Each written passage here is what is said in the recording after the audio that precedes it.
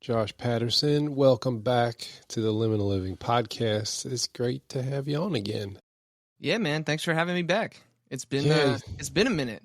It's been we had to look it up because it's been a little while, and it was March of 2024, so that makes it about a year and a half. But we have stayed in touch. That's what I was going to say. Text fairly often. Yeah. Or talk on the phone. Because we're like podcast bros now. Yeah, right. Exactly. Because you run Rethinking Faith, I run Liminal Living. I don't know. Last time we talked, I was like, I don't always do what I did afterwards. I hit stop recording. I'm like, we need to exchange phone numbers because you're cool. Right on. Yeah. So it's been fun, dude. Yeah. Now we get to text back and forth in between podcast episodes. Mm-hmm. And be like, here's why this thing is annoying. Or here why this thing is super cool. And I texted you, I think it was a couple weeks ago, and I'm like, hey, I'm just about to interview Brian McLaren. And then you're like, I'm going to interview him next week. And then we just started talking, and I was like, I got to have you back on the show. Yeah. And here we are. Yeah, I put out my interview with Brian. Well, as of today, it was last week. On my feed, which was fun. Yeah, he's such a generous person. Yeah, he's super cool, and I got to spend some time with him in the at the Grand Targhee Resort at OrtCon this year. Tom Ort invited me to come and do some live podcasting and some nighttime entertainment stuff for the conference, and Brian was one of the speakers. And so went on a few walks together, ate meals together a couple times, and had really good conversations. And just a super nice guy. When I went to interview him and he got on, instead of just wanting to jump right in, he remembered things we had talked about and was asking me updates on things and how I was doing. So very kind individual. Shout out to Brian McLaren. He's a real deal, man. Yeah. So funny Brian McLaren story. Okay. His publisher reached out to me and said, hey, do you want to have Brian McLaren on? And they did this whole email promoting him. I'm like, dude, it's Brian McLaren. You don't got to promote him. Like, yes. I didn't say that. That's unprofessional. But anyways, we scheduled it in on Mac. You can click on the date and then create an event from it. So I clicked on the date and created an event for interviewing Brian McLaren. But I clicked on the wrong date. I clicked on the book release date, not the agreed upon interview time. So it created a date 3 weeks in the future from when I was. And so I was in the middle of cleaning out my barn for a whole grad party thing. And I was just covered in barn dust. It was dirty in there. We got a dumpster throwing stuff in, sweaty.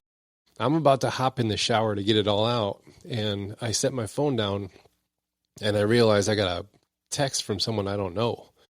And I look at it and it's like, hey, this is Brian McLaren. I'm in the Riverside room. No one's here. I'm wondering what's going on. I was like, here I am about to get in the shower. And I'm texting Brian McLaren. I'm like, I'm so sorry. I don't know what happened. I had to figure it out, but I had to shower first.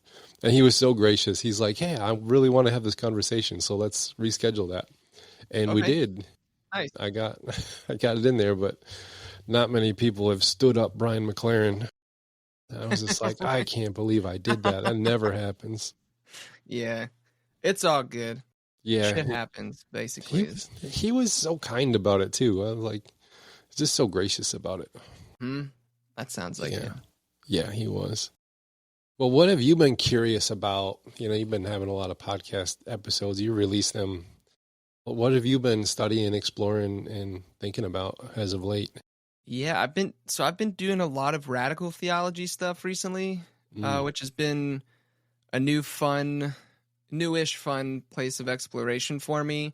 And then also bringing that into conversation with my first love, which was process theology. Yeah, exactly. Yep. So, which is a lot of fun. So, if listeners don't know, process theology is a philosophically constructive project, and radical theology is philosophically deconstructive. So they're seemingly at odds. And yin and yang. Yeah, and so also you have your process people who, most of them, I'm speaking in generalities here, most of them posit that God exists, that there's an ontological being or a ground of being called God, most radical theologians can be mistaken as atheists because they're not going to do all the metaphysical stuff. It's not quite the same as atheism because they're being cheeky and doing something a little bit different.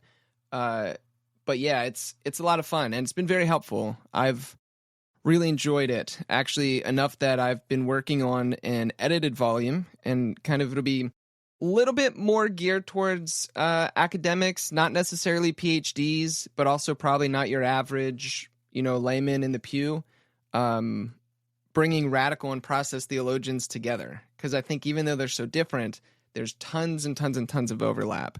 And yeah, it's kind of reviving an old conversation. So back in the day, John Cobb, who's kind of like the dude in process thought, and then Altizer, who kind of made what's called Christian atheism popular.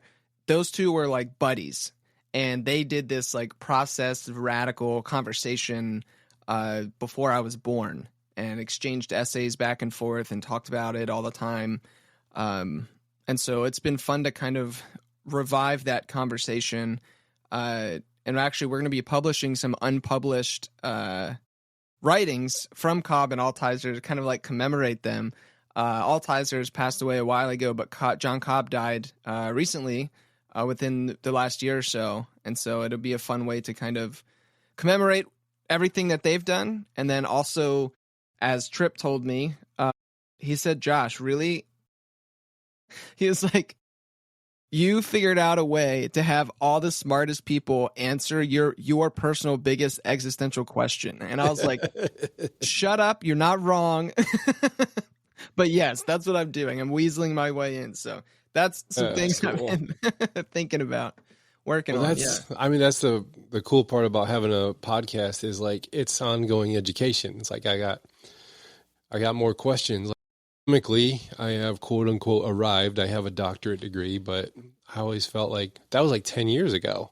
I'm a totally different person now. I go back and read my dissertation. I'm like, gosh, I would change so much here now because it's 2015, I think, is when it was accepted. So yeah, 10 years ago. Nice. And the world is like radically changing, evolving, and so am I. I've gone through a whole lot of deconstruction, reconstruction since then.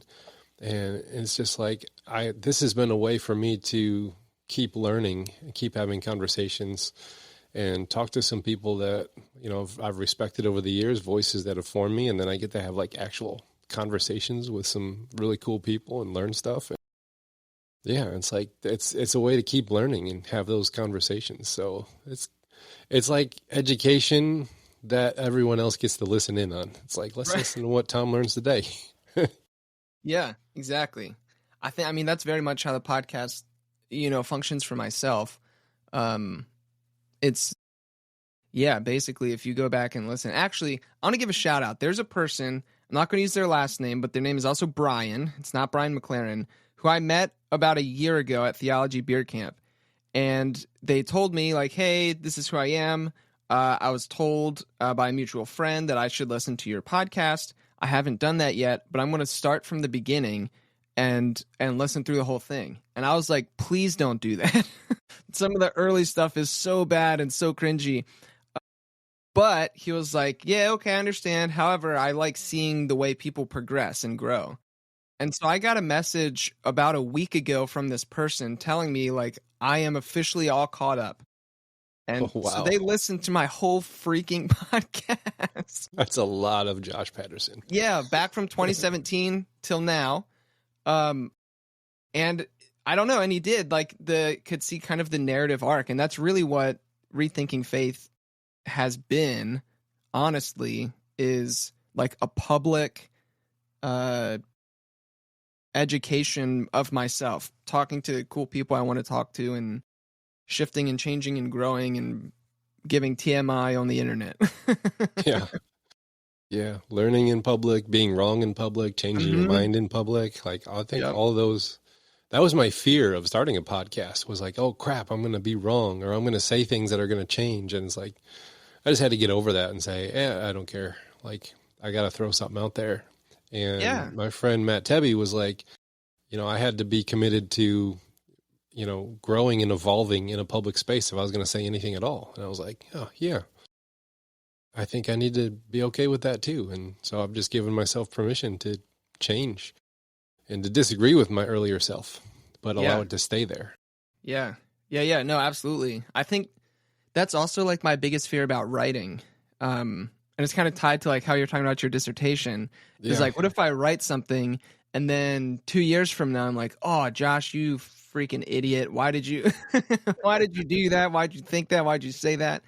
But I think that's really just a part of it. And like so many of my friends who do write, have told me that that's just like something you have to get over. And like, don't think of what you're writing as like your final word on something, but just this is a checkpoint of where I'm at now. I'm trying to forward this conversation that's going on more broadly.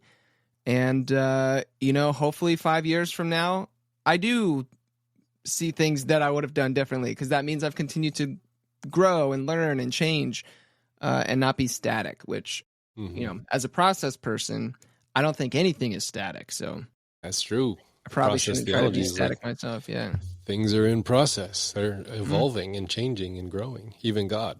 So, even God, moment by moment. Yeah. You spend a whole lot of time on your podcast talking about deconstruction. And I think like we're in the same space. Like we've talked about that quite a bit. We kind of get it. We get the ingredients, why we deconstructed, what we deconstructed. I've been able to identify, like white supremacy is in there and patriarchy is in there and colonialism is in there. And, it's like, all right, I've talked to enough people that have deconstructed that I think I know why we had to do it and all the ingredients that we pulled out of it. We've talked about that. And now I'm kind of curious about how do we not necessarily reconstruct, but almost like re-enchant the world? Because when you deconstruct, sometimes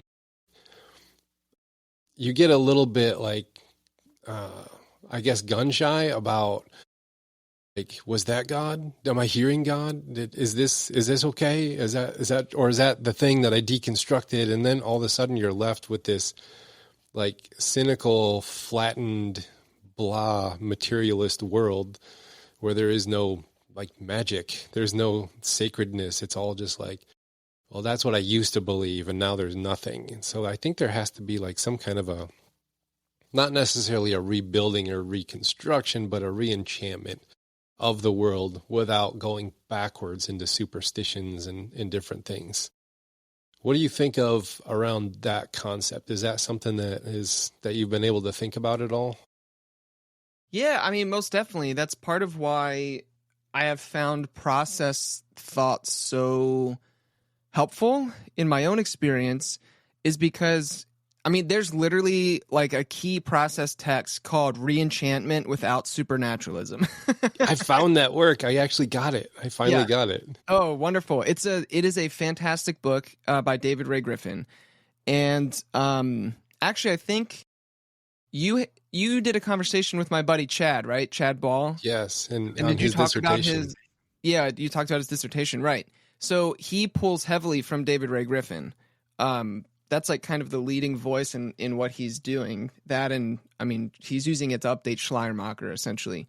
But yeah, because it doesn't live like process thought is able to recognize that this kind of like conservative evangelical space that I came out of, that understanding and atheism are not the only two options.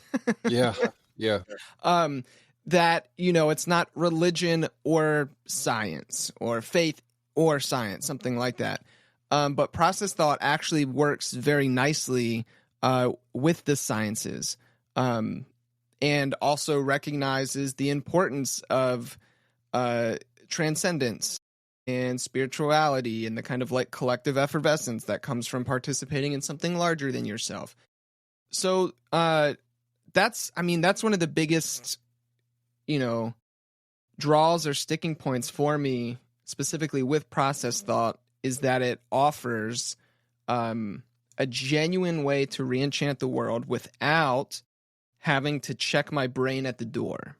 Mm-hmm. It's difficult. Like, process thinking is not easy. Some major fundamental shifts that people have to make in thinking, they're the metaphysics, like how the world works, basically, in process thought is radically different from the metaphysics that most people assume. And even if someone thinks like, oh, I don't have a metaphysics, I don't know what you're talking about. You have a metaphysics, you just don't know it. Yeah. We all have one. And it's shifting, from like most of our metaphysical assumptions today are substance-based, a substance-based ontology. So like if you have jumped over to the like atheist side of things and are rejecting anything kind of supernatural, you're now just a strict reductionistic materialist. That's your metaphysics, is that the world is just made up of matter. That's it. And you and I are just chemical processes and atoms bumping into each other. That's a metaphysic. Or like, for me growing up as an evangelical, we still had a substance-based ontology, but it was soul or spirit and matter, two separate things, right? That kind of are at play. That's a metaphysic. For process thinking, process is an event-based ontology. So it doesn't think in terms of substances, which is a huge shift, especially when process people start talking about God, because if you're thinking in a substance-based mode of thought, when a process person is speaking, assuming their event-based metaphysic, you're not going to understand what they're saying. It's not going to make any sense. So forgive me, that was a bunch of just like technical jargon, but the answer to your question is yes, and process thought has been the answer for me. And radical theology to an extent, but that could get messy if I try to throw radical thought out there real quick. I'm happy to do so, but process has been huge for me. Like that substance to event thinking is kind of like we learn first in the Western world, we learn our nouns first. That's a cow. That's a dog. That's your mom. That's your, like we learn all those. And I've heard, I can't remember what book it was. I think it maybe have been Freakonomics way back in the day, that Eastern thinkers, like they learn their verbs first. And like that is just two different ways of thinking in the world. Like nouns are the thing or verbs are the things. And so would you think that process theology would be closer to more of those Eastern thoughts, Eastern religions that like Western people just have no clue about and have no idea to understand them? Yes, I think the process God is much more a verb than a noun. An ongoing, unfolding, creative force in the world that is shifting and growing moment by moment. And each, that means nothing is static. Everything is constantly in flux, constantly in process. You, me, the tree, my desk, God. And so, it's this constant unfolding. And so what's happening is in each moment, it's Whitehead. So Alfred North Whitehead is the philosopher who came up with what he called a philosophy of organism, which then that's called now process philosophy, although he never called it that. It's always philosophy of organism for him. And what he was trying to do is make sense of like quantum physics and these kind of things, because our ways of understanding the world don't work with what, we're learning and continue to learn or think we know about quantum physics. No one really seems to understand what's going on there. So forgive me, I lost my train of thought, but the gist of it is, drops of experience, moment by moment. And so what's happening in the world with the divine is that God, in each moment, is experiencing all of creation fully. Then God takes those experience moment by moment into God's self, evaluates them, and then offers in the next moment the best possible thing. So always towards goodness, beauty, and truth. So it's teleological. It has a goal in mind. Not necessarily an end goal like traditional Christian theology where you have like here's the guaranteed eschatological outcome where the heavens and earth come back together and blah, blah, blah, blah. But it's still purposeful. It's still searching out the good, the beautiful, and true, novelty, creativity, these kind of things. And so that's happening constantly. So that's God is very much a verb, more so than a noun. Yeah. Does that make sense? A little bit. My brain kind of exploded a little bit because one of the things I've been noticing about my theology is it's very earth-based. Like, if you look at like the second coming of Christ, like God is supposed to return to earth and set up the, eternal reign of God. That is very medieval in understanding because it would be like a king and it would be a land and the earth is about as big as it is.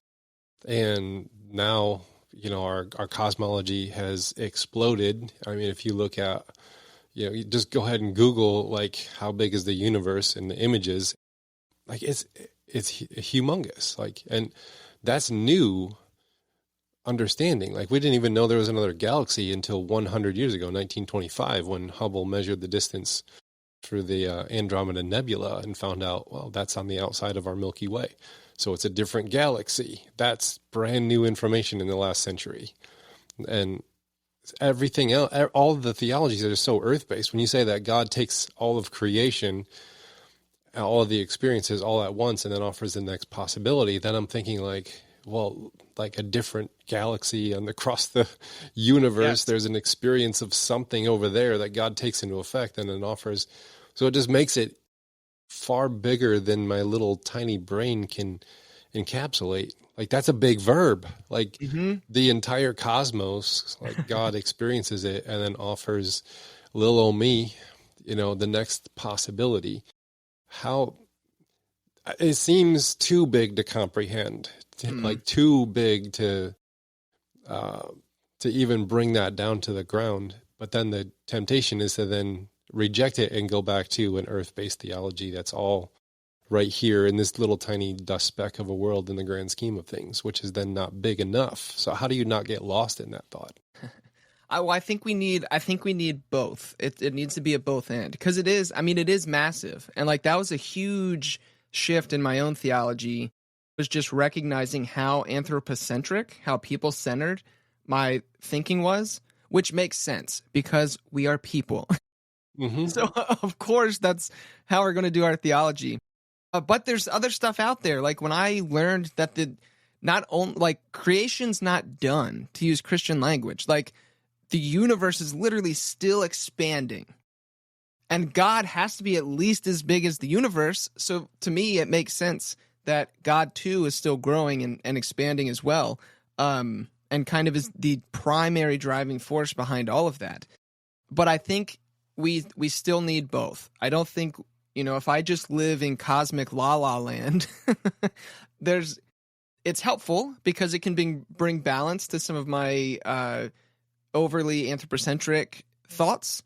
Also, it helps inspire something like awe, which is really important. I think a lot of times when we go through deconstruction, we lose awe and wonder because we think that that's somehow like magical thinking or whatever. But I mean, even there's a guy named, Dacher Keltner, I believe, wrote a book called Awe, The New Science of Everyday Wonder and How It Can Transform Your Life.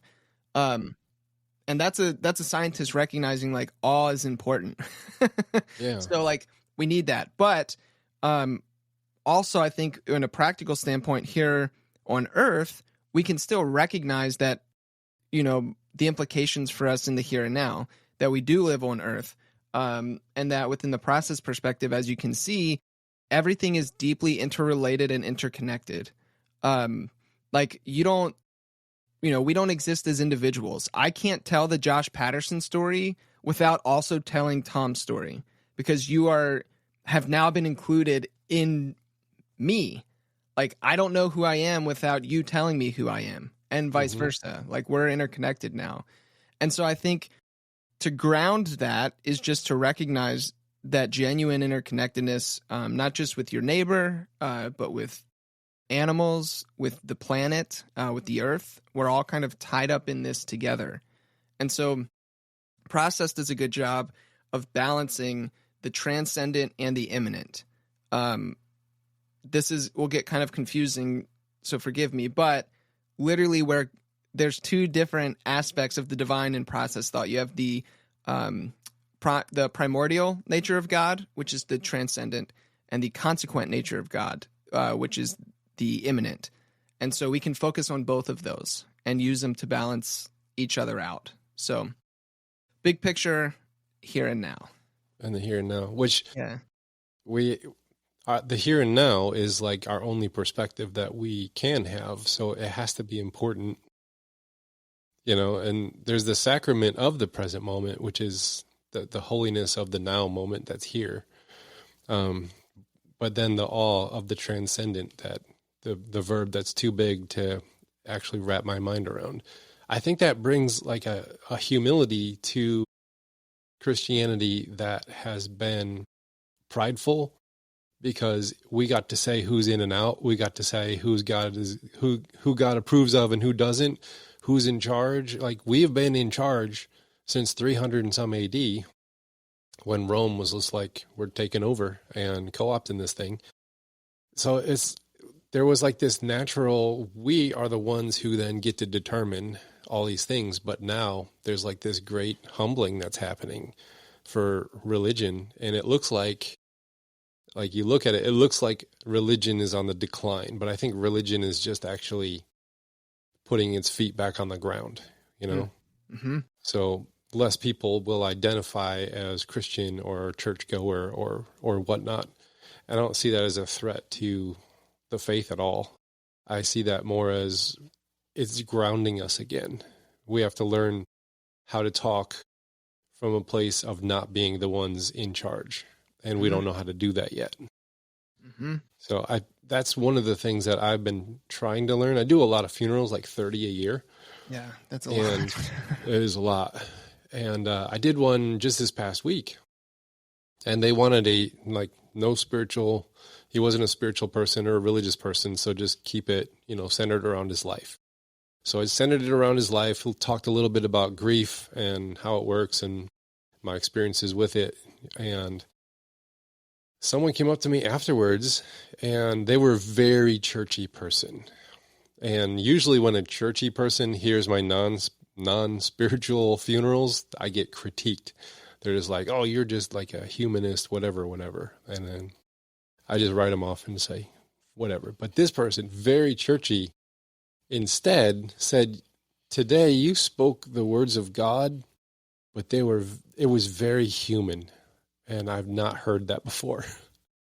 And I was like, oh, I think that's the best compliment I could have got. Yeah, that's awesome. Because I talked about grief. I didn't throw Bible verses at him. I didn't get preachy. I didn't talk about the afterlife or salvation or redemption. I just talked about grief, and this is what it looks like, and here's how we experience it. And they're like, that was very human, and I've never heard that before. They were an older person, been in church their whole life. And it's like, I think we need to learn that. Like, how do we make our faith human again and not this ultra, uber spiritual, otherworldly thing?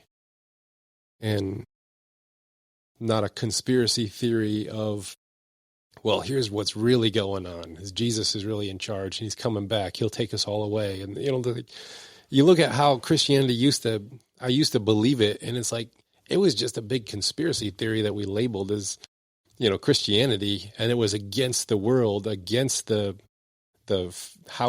physical world operates, how humans think and operate, how science declares, how the world works. It was just a big conspiracy theory. And it's like, you reject that, you get human again with the faith in very practical ways. And I think that's been a first step for me of like re-enchanting the world, trying to make it sacred again, is by just occupying the humanness that we are supposed to occupy, and trying to use faith and all that the vocabulary to then describe the human experience of it instead of the otherworldliness of it.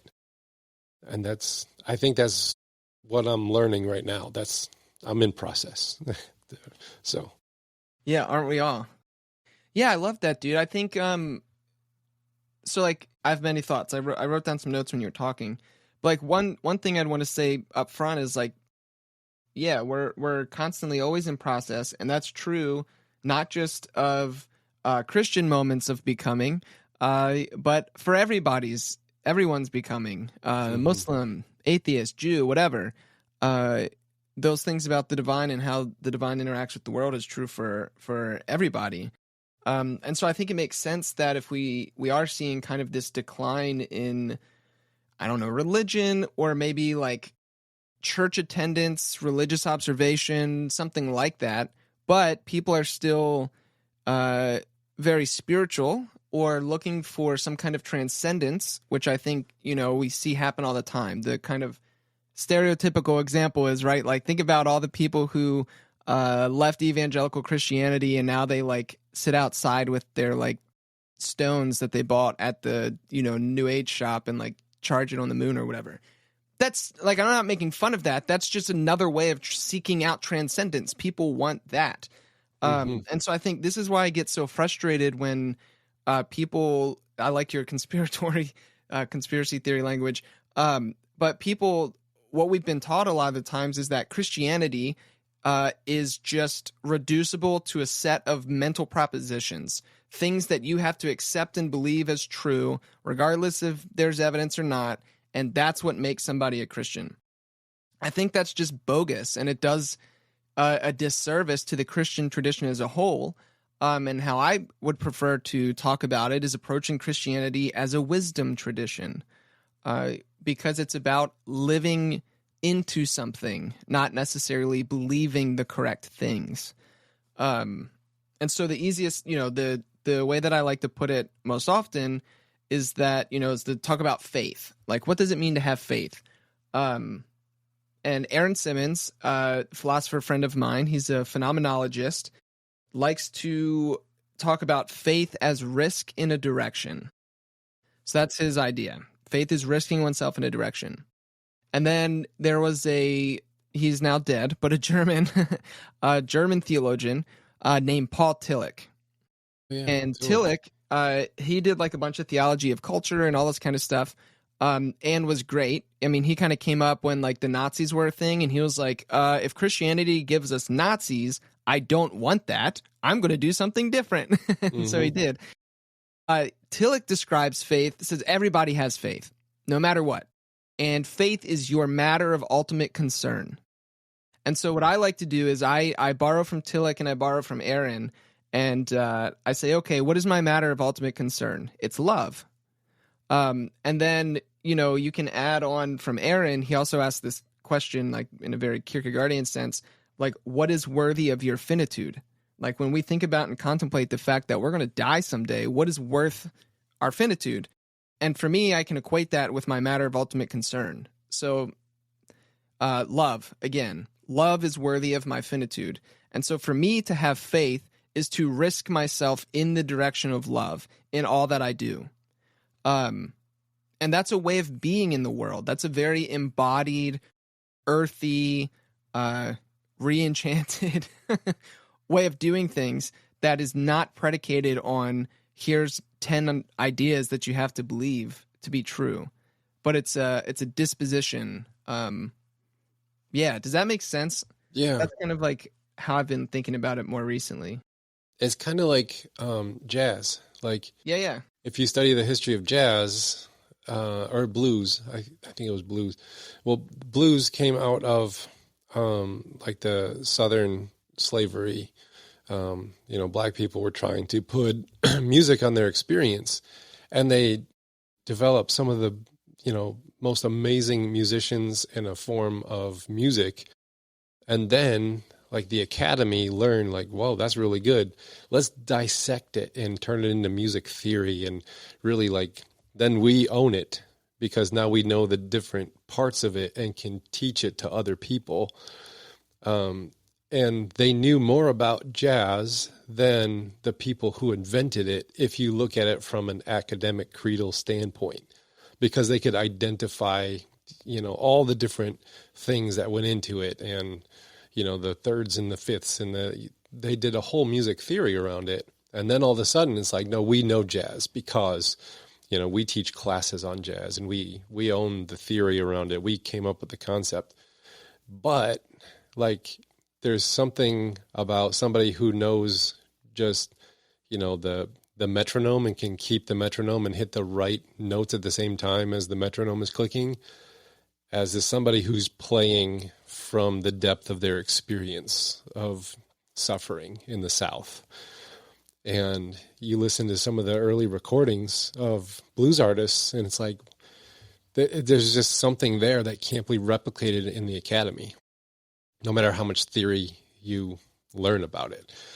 And I think theory can be helpful as a musician. It's like, it helps me to understand things, but it doesn't replace the actual embodiment of the music. If you don't embody the music, then it just seems overproduced or dead, or it's like, you listen to Bob Dylan, you're like, that was good, and then you listen to some overproduced pop album from today, you're like, well, it's catchy, it's probably going to be popular, but it's not Dylan. It's like, so I think there's that piece into it. Like, we've taken this very human experience of the world and sacred things, then we put all of this like vocabulary around it, and then all of a sudden we own it, and then we are the authors of it, and then we dispense it, and then we say who's right and wrong and in and out. We hand out the grades, like we're professors. And then you can look at indigenous people's faith and how they express themselves in the world, very connected to the land. It's like, wow, they really got some things about humanity and how to live in harmony with the land that you're on without totally like stripping it of resources and turning everything into a capitalistic game or something. And it's just, I think that is a form of that colonial mindset, is you have to define, own, and distribute it as the owners of it. And Christianity has been doing that. And so then you have stupid questions like, well, which religion is right? It's like, that's the wrong question. It's like, which one is the owner of all ultimate truth and reality and can dispense it? And it's like, well, none of them. It's like, it's a human experience of the world here, and then how you put vocabulary around it. It's not necessarily about that. It's about living in this moment. How are you living? So I really like your definition of faith, and like that ultimate concern of being loved. Like, that just really, it puts it as a verb instead of a bunch of nouns that you have to agree to. It's like, I'm going to do something with this. I don't care if all those nouns are correct. I'm going to do this. I'm going to live this way. And it just seems like it's more real. And that, to me, I think is sacred. More sacred than labeling something as sacred because it's in a certain building, in a certain room, on a certain table. Mm-hmm.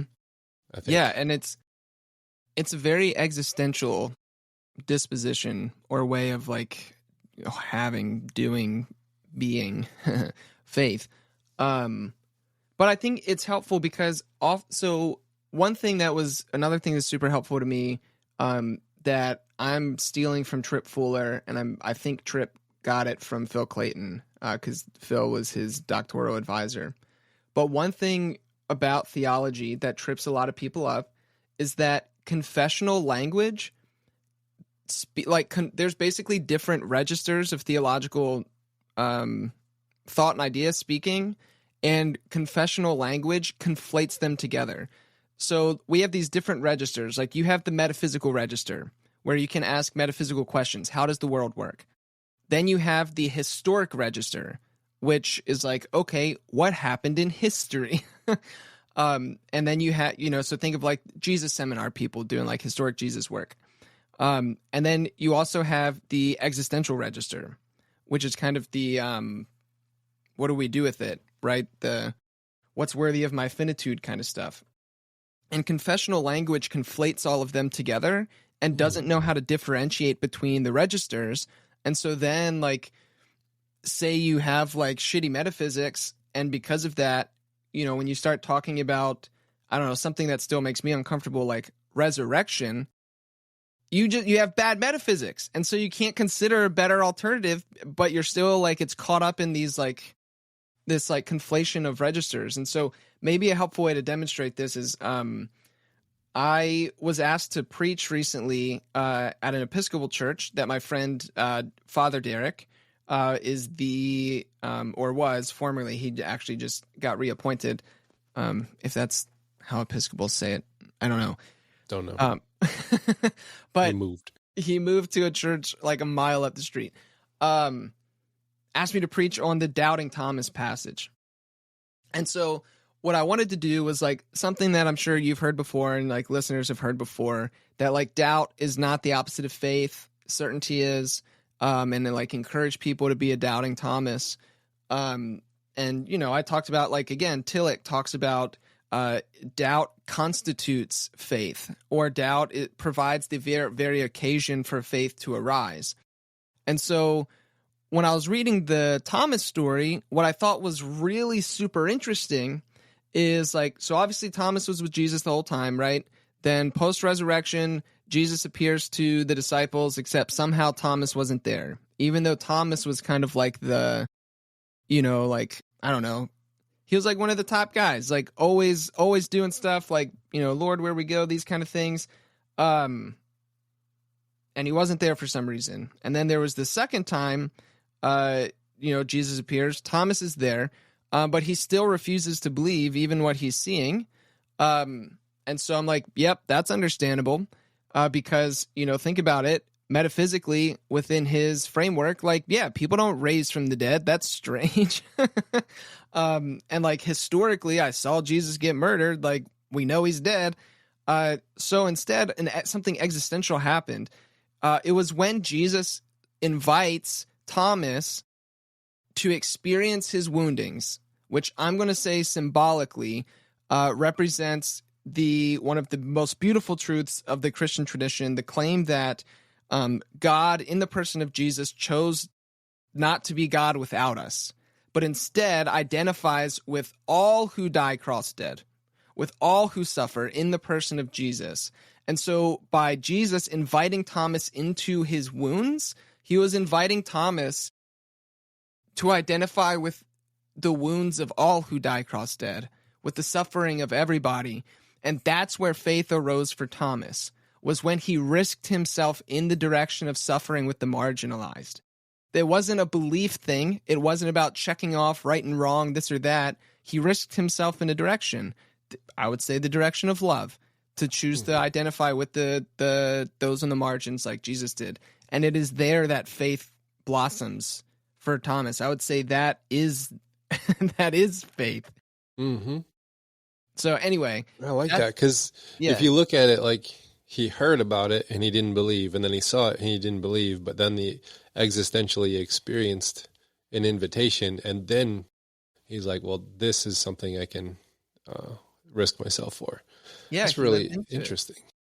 There's another, you know, forgive me for stealing from him again. You know, and Tripp, if you hear this, get your head out of your ass. I'm not trying to inflate your ego. But Tripp used to do another thing that I think is a great example. When he was a UCC minister in LA, people would come to the church, and a lot of the times it would be like a spouse, and they bring like their atheist partner along with them. And so they're like, oh, well, let's have something fun for the atheists to do. So Tripp started doing these things called experiments in truth, where him and a group of atheists would pick a teaching from Jesus. So the one that he likes to talk about the most is the, you know, don't judge passage. And then just live into it and see what happens. And so what they did was they had a text group, and throughout the week, if I, you know, judged you, I would text into the group, forgive me, God, I judged Tom today. Please give me eyes to see Tom the way that you do, unconditionally and infinitely loved. And then people would be, you know, sending in different people's names who they judged. And then ultimately, within a couple days, Tripp said it happened every time, people would start sending in their own name. Yeah, and so it'd be like, you know, please forgive me, today I judged Josh. God, please give me the eyes to see myself the way that you see me, infinitely and unconditionally loved. That's an existential disposition and way of engaging something that has nothing to do with truth claims or propositions. Yeah. But it's an experienced truth. And like that's something that I think a lot of conservative religion can't understand.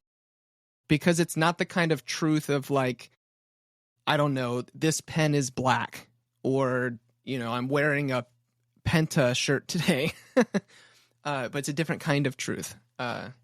Anyway, I think that's a helpful example. That is helpful. Like when I do a funeral, I always talk about John O'Donohue quote about how our loved ones are not gone; they're with us in an invisible presence, and part of the healing of grief is learning how to see and sense that presence. Then I get very practical for people, and I make a little joke. I'm like, I'm a pastor, but I'm also a skeptic, so that's pretty fun, and everyone chuckles. I'm like, after my dad died, someone came up to me and told me that, my dad, your dad will visit you, and send a message somehow. Usually it's through a dragonfly. And in my brain, I was like, well, that's a bunch of bullshit. But I said, well, thank you very much. And then I had an experience that next summer I was barefoot in the sand on the Muskegon River where we go to vacation. And a dragonfly landed on my toe and stared at me like 30 minutes. It just didn't leave. And that's never happened before. And I started to cry and I was like, crap, they were right.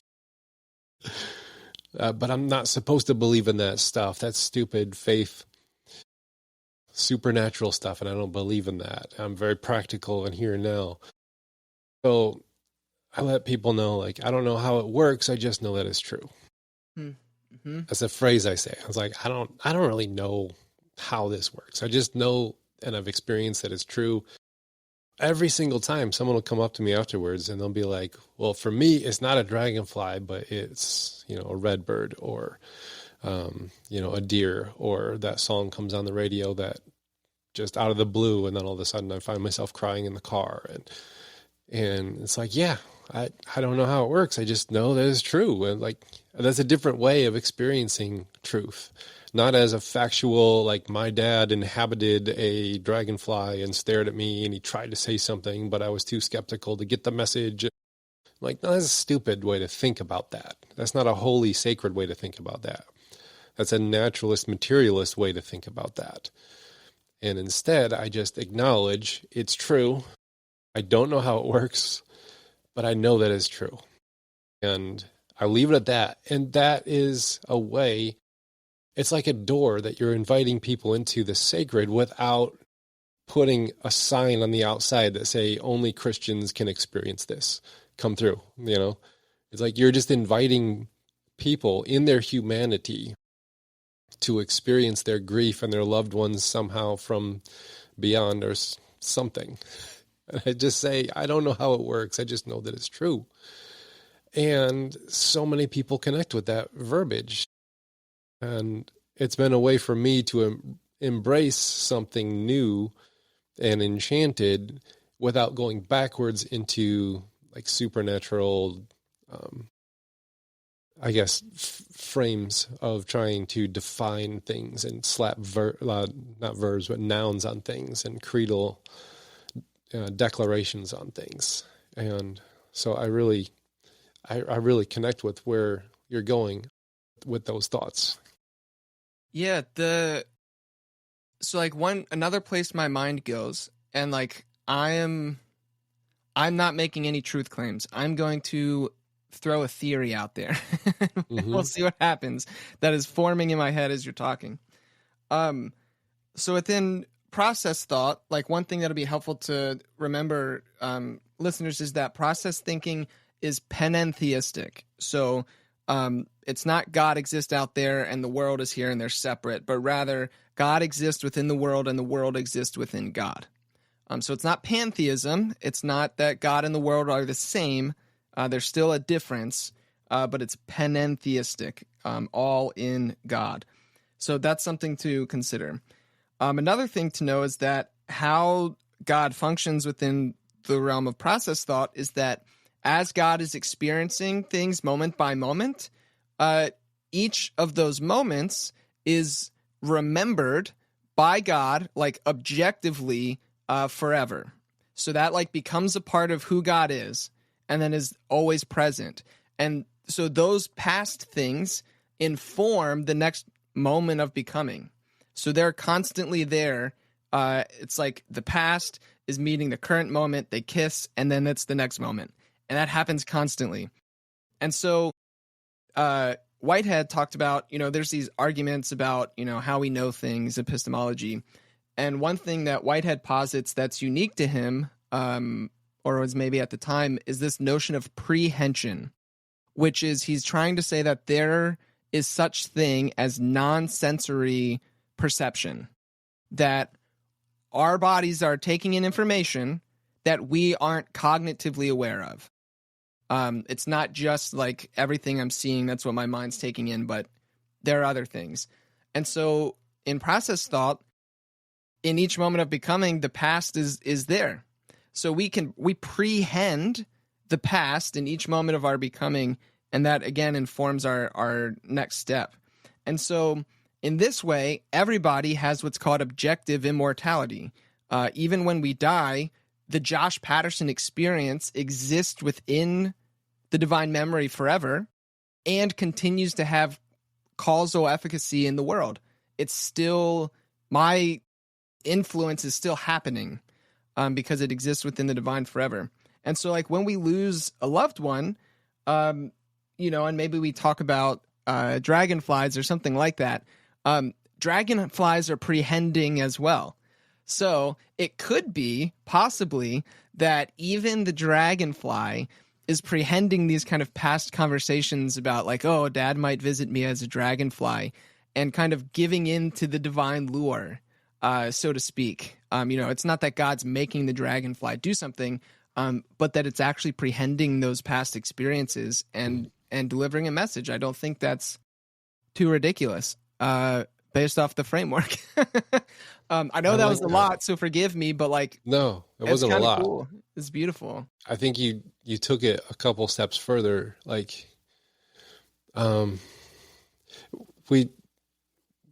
just so used to thinking in those nouns, like God is making the dragonfly, or my dad is making the dragonfly do the thing. Mm-hmm. It's like it has to fit inside of a framework of these nouns and these metaphysics. And like what you said, that we conflate history and metaphysic and existential into one thing. I think that's those things are starting to break apart in, I guess, the collective understanding of human experience. And like the very conservative Christians want to maintain control. And so they want to maintain the conspiracy theory that they are correct about how the world works, their metaphysic, which I didn't even know that was a metaphysic. I thought it was a theology. But, yeah. So I guess let's pause there. What's the difference between a metaphysic and a theology? Well, that's a good question. So theology would be specifically God talk. But like when you're doing metaphysics, you're kind of like, if you're a theist, you're positing like understanding of the divine and what the divine is and how it functions.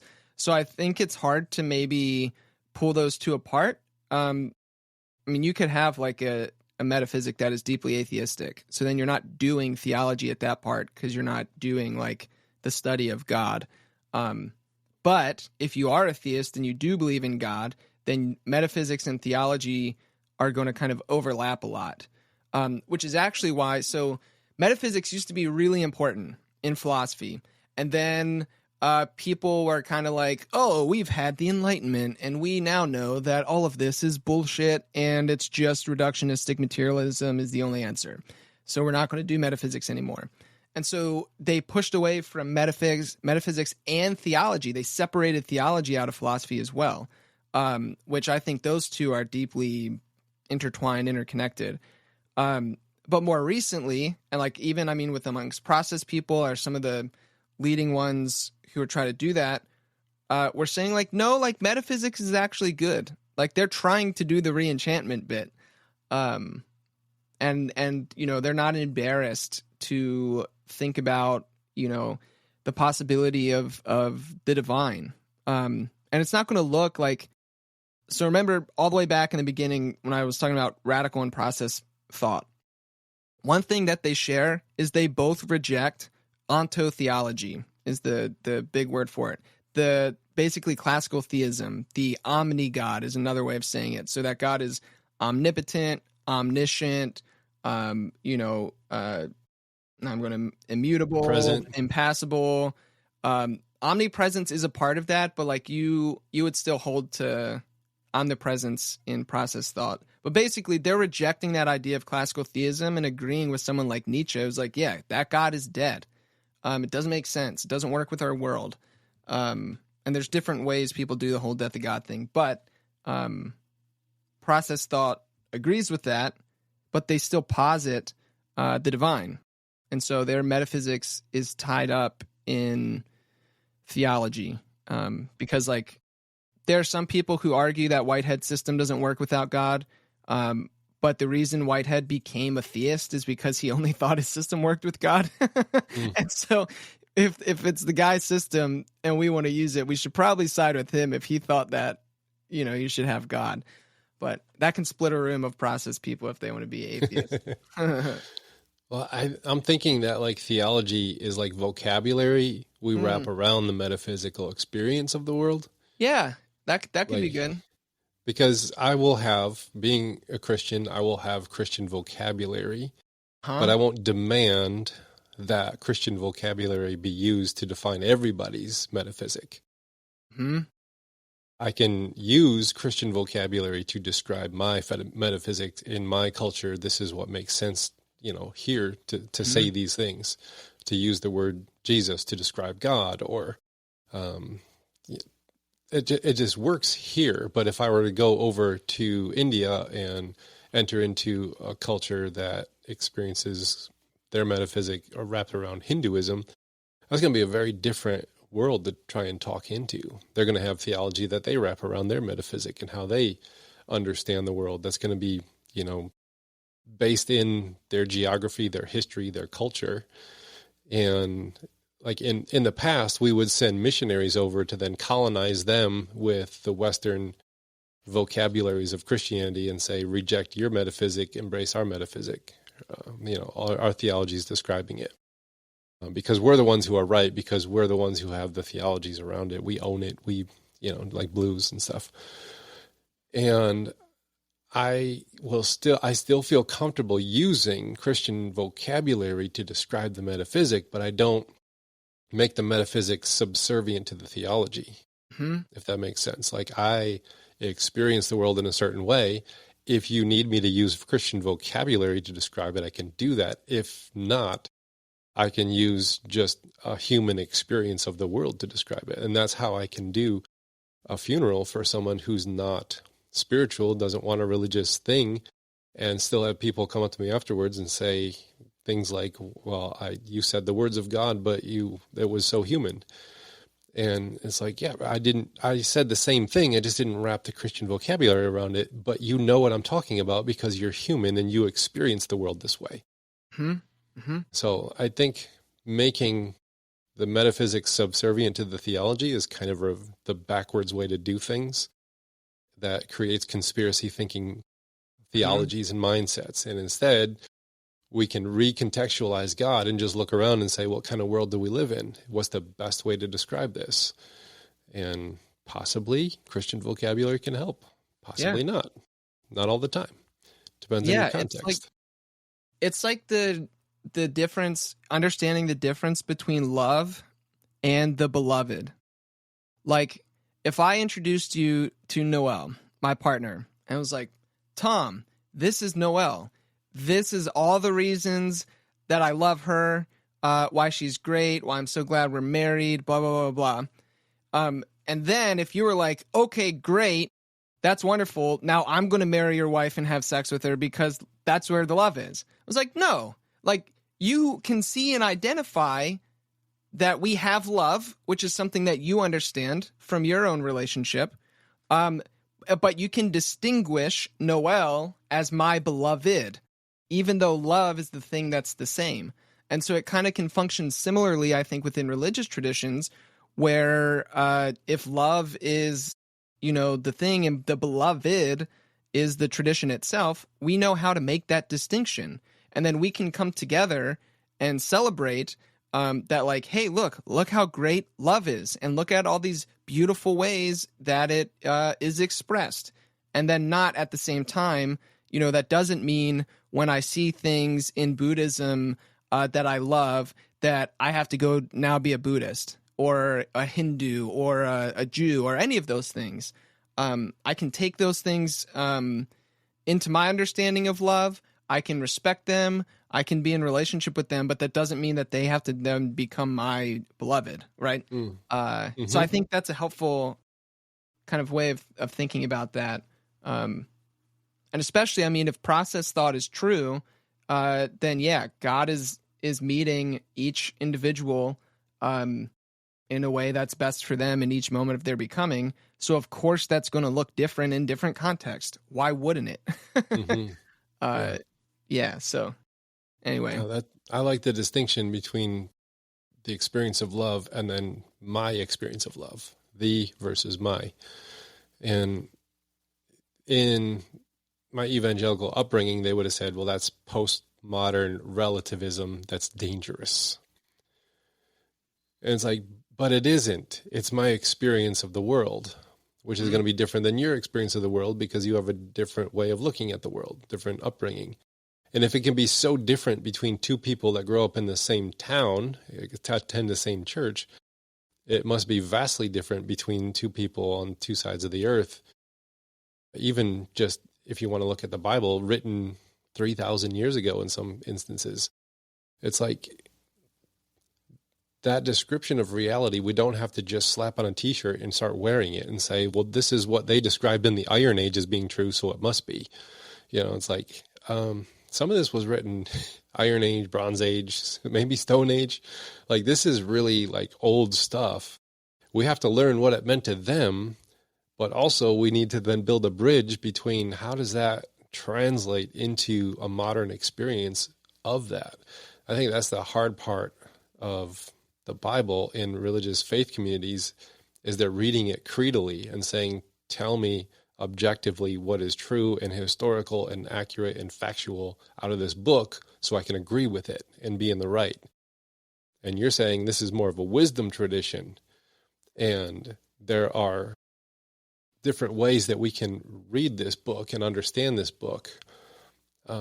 That sounds a little bit more indigenous, actually, having wisdom and myth and metaphor and story. So what kind of role could sacred writings, I'll just leave it open, not just the Bible, but sacred writings have in like helping us craft a narrative of how the world works, even though they might be really, really old and don't necessarily translate into the modern world?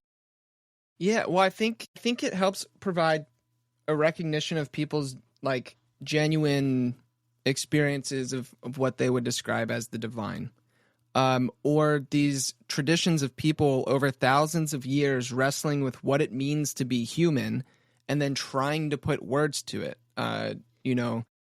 because they have found like, oh, when you don't murder people all the time, the world tends to be a better place. So it's learned its wisdom. And so I think for me, that's how spiritual and holy text function, is kind of, I don't know, finger pointing at the moon kind of thing. Yeah, and like not, I think we probably have talked about that before the last time I came on, especially if we were talking about Merton and stuff, but yeah, like not mistaking a holy text, the map for like the treasure itself, but it's rather a way of getting there, or not mistaking our, a finger pointing at the moon for the moon itself. I think holy text focus like that. What's his name? Pete Holmes has a line that I love when he talks about like religious beliefs and like holy text and all, where he says like always true, sometimes real. I like that a lot. But again, the truthiness of it comes from experiential reality. It comes from existentially risking oneself in the direction of it and then participating and seeing if it's true or not. But that's different than propositional truth claims, which is where I think people, constantly get hung up. So it is a way of shifting and changing your perspective. But But even too, I mean, just to comment a little bit on like the religious pluralism thing and not being like, reductionistic, postmodernism or whatever.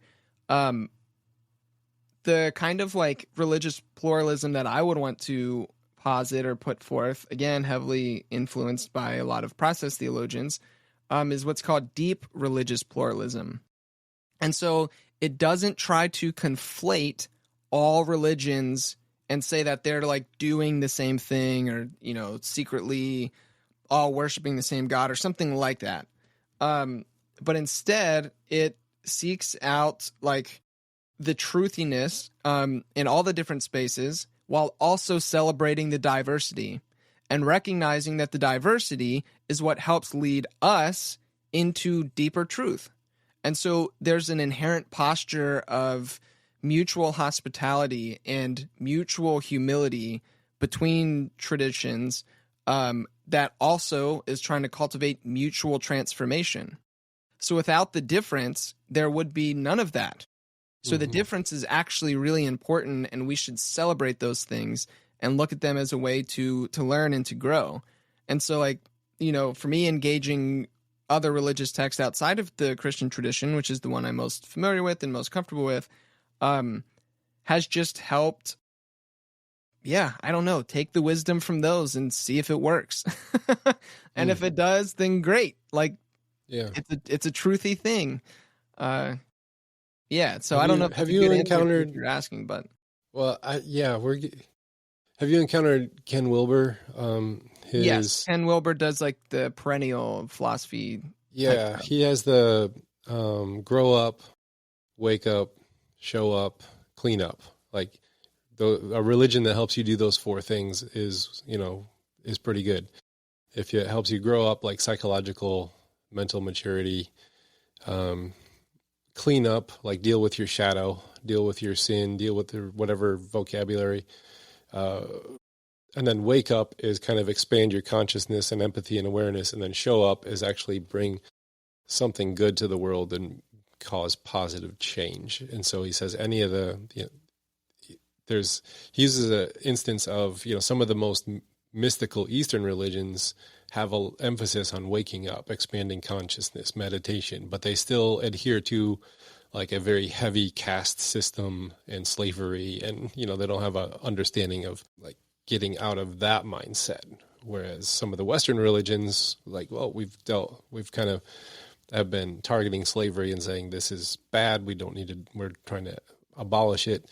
But we didn't focus in on like consciousness expansion and all that. So there's all these different categories. Ken Wilber is really good at that, thinking through things just on multiple different, I guess, wavelengths. But it kind of made me think of that because we did a question series at my church where I just had people ask me questions, and then one of the questions was, which religion is right? And I was like, well, let's use this as a chance to dive into, I guess, the big six religions of the world, Buddhism, Hinduism, and Judaism, Christianity, Islam, and atheism. It's a very fast-growing spiritual system, religious system that rejects it, but it's there. And at the end, I was like, we can't really know who's like right if we're thinking in the categories that we're thinking in. What we have to, and then I introduced those four concepts and say, if like, I don't understand how Hinduism works. Like I'm so different from what I understand. It's not something I can wrap my mind around and then make a judgment call over it. But it's really old. It's shaped a culture. It's over there. So instead of me going over there and trying to convert a bunch of people, I can use these four categories to look at it and say, is it doing this and this and this and this? Showing up, waking up, cleaning up, growing up. Where is the strength points of this religious context for these people in these areas, and then make a judgment call on, is it good for them or not? If it keeps making slavery happen, if you have a religion that keeps making slavery happen, it's like, well, that's an area you got to work on because that sucks. But I can also use it for my own religion and say, well, if we keep not expanding our consciousness and including empathy and awareness for people who are not like us, and we just keep getting the world smaller and smaller, and you have to look like me, think like me, behave like me, pray like me in order to be included. That sucks, It's like we got to work on that. So I think that's a framework with which to find value in other religions or to critique them, including our own. Yeah.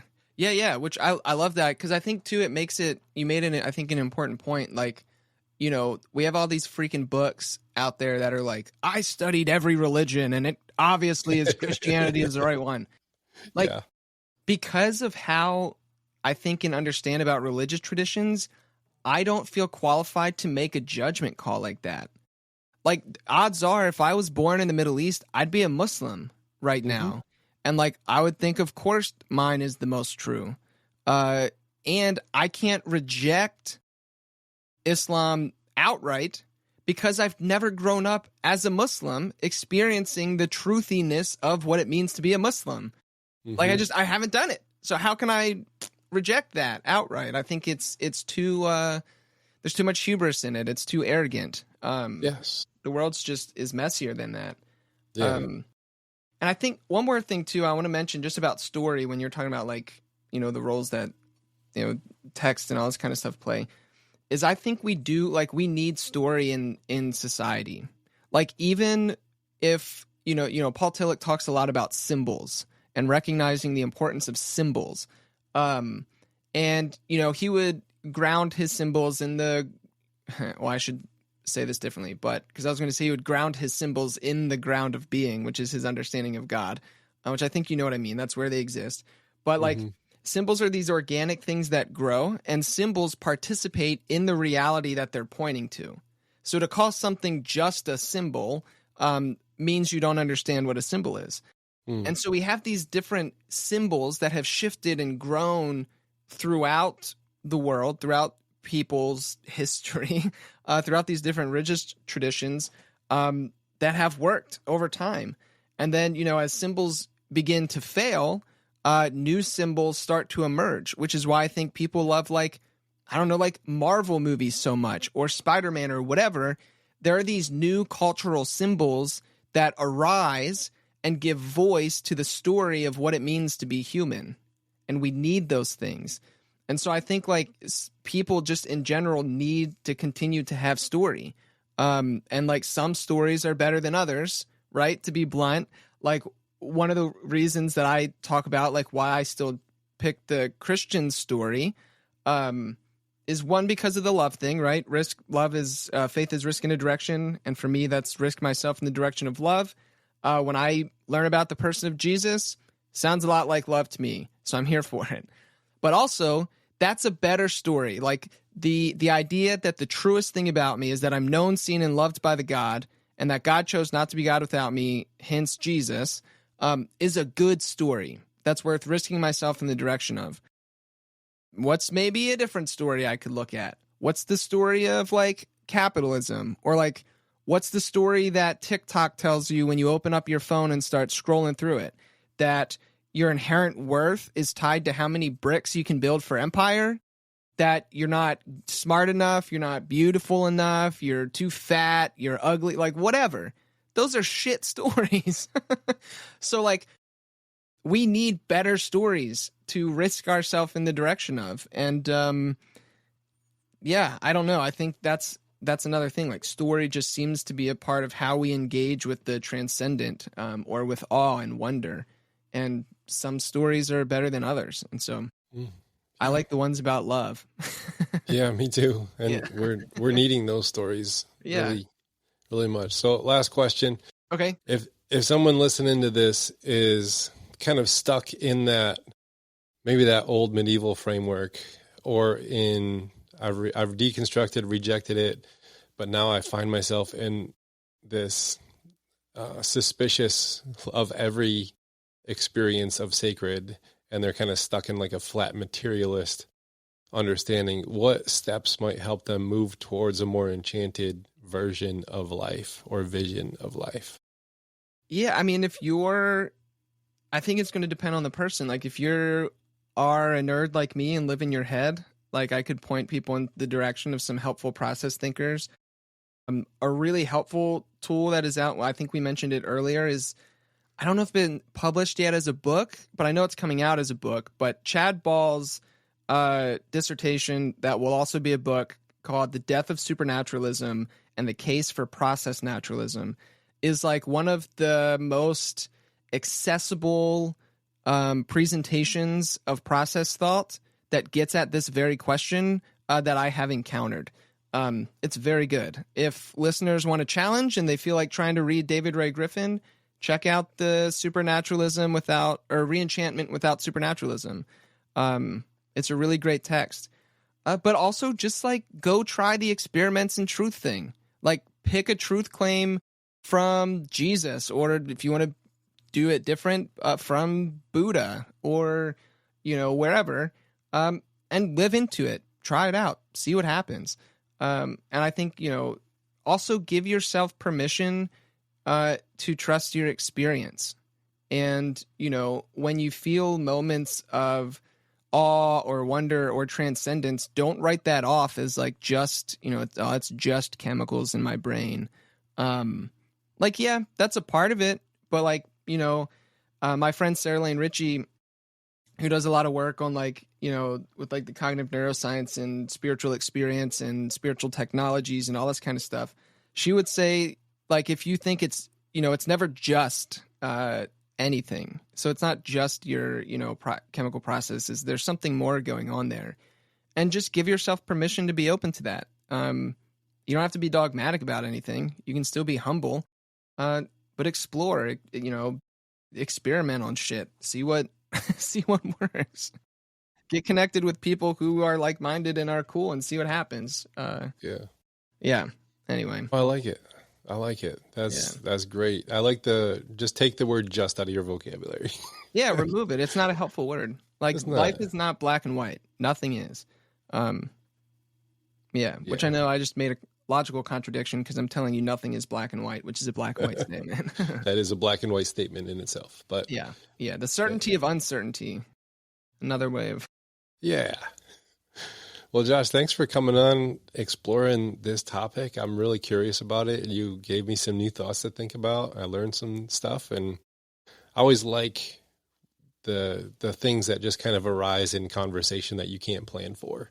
Mm-hmm. The things said and talked about, and there was plenty here. So I'll be listening to this one probably a couple times when it comes out. Sweet. I listen to my own podcast because it's for me. I do it for me, and everyone else gets to listen in on it. I do the same thing. I learn from it. It's like, oh yeah, that was a good one. That was a good conversation. Not because I was amazing or anything, but like the thoughts that came out. I'm like, I want to hear that again. So, yeah. Yeah. Or as Rob Bell says, joy has no shame in repeating itself. So if something brings you joy, enjoy it. Enjoy the joy. I like it. Well, we're going to have to definitely have you back on when that work you're putting together comes out, and we can talk early about next year. That's the target. All right. Well, that gives me some space to think about. Yeah, I like that. We're going to do that. Let's do that. Sounds like a plan to me. All right. Well, thanks for coming on the show. Do you want to send anyone any directions for, you got a podcast and anything else you want to point them, YouTube page or anything like that? So I'm not cool enough, or basically I've been too lazy to set up a YouTube channel, but the podcast is found wherever podcasts are streamed audibly. So you can do that. I'm on Instagram at Rethinking Faith. My personal Instagram is on there as well, jpatty94. Get it, Josh Patterson, jpatty. Jpatty. That's a nickname from middle school. But and then also I have a website now, joshuagpatterson.com, where different writing things that I do are on there. My podcast is on there, my Patreon's on there, a contact form, all that kind of stuff. Yeah. And then also I've been doing Substack. I haven't posted on it recently, but there's I think I have 9 or 10 things up on there that are fun if people want to explore that. So you can find that as well. All right. Well, I will put some links in the notes so people can just click on them. Sweet. Sounds like a plan. Well, thanks for coming on the show, Josh. Yeah, thank you, Tom. Have a good one.